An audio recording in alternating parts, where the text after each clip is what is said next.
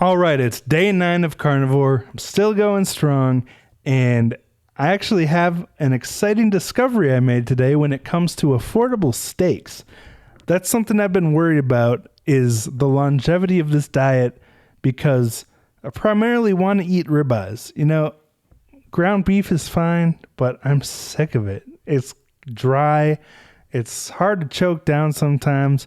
I know I can mix it with eggs and all that stuff, but I'm kind of sick of ground beef. So I want something that's a little more fatty, steak-like texture, like ribeye, but I obviously can't afford to buy ribeye all the time. Now I've looked into chuck rolls, chuck steaks. Obviously those are hard to find pre-cut, and to get a primal chuck roll, you gotta, even though if it's like $5 to $10 a pound, you still gotta buy it in bulk. So it's still pretty expensive walking out of the store with it.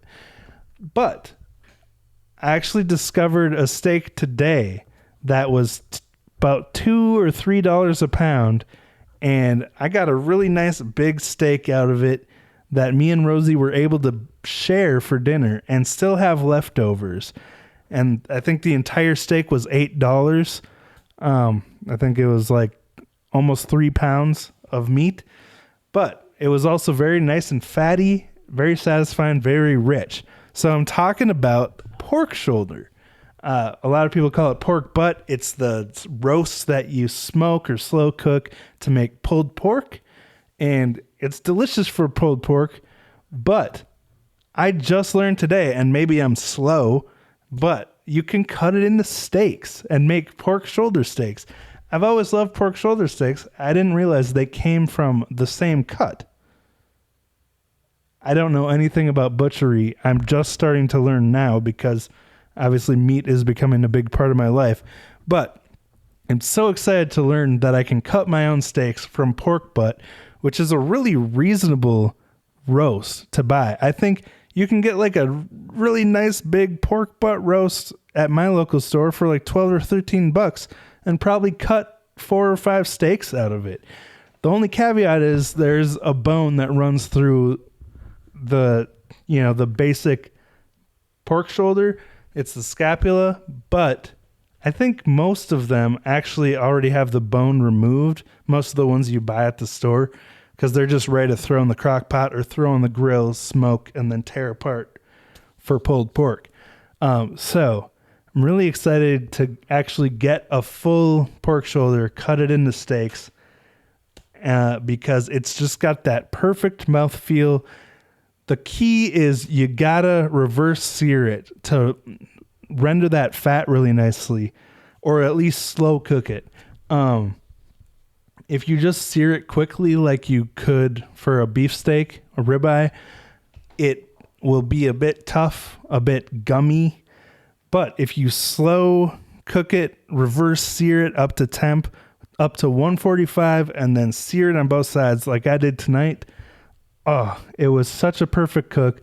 The fat was really nicely rendered. It was ooey gooey on the inside, and it was crispy, crusty on the outside from the sear.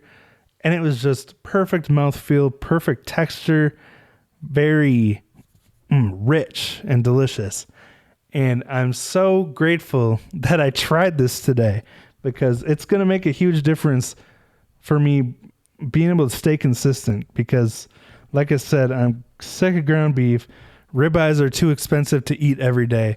Although I want to eat them as much as I possibly can, I can't, it's too expensive. We all know how bad inflation's been this past year. So I'm super stoked to have discovered that, and super stoked to keep going on the carnivore diet. Tomorrow's 10 days. It's going to be double digits.